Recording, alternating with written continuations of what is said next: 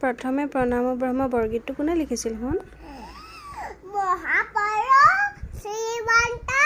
শংকৰদেৱ অকমান গাই দিয়া না প্ৰথমে প্ৰণাম ব্ৰহ্ম ৰূপী কন্যা তনহে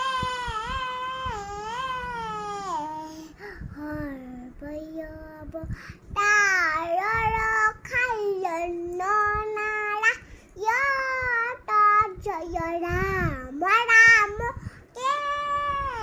হব হৰি হৰি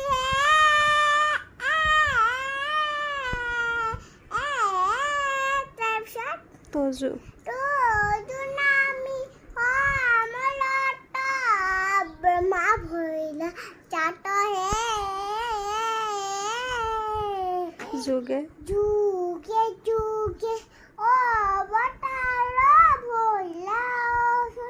জয় ৰাম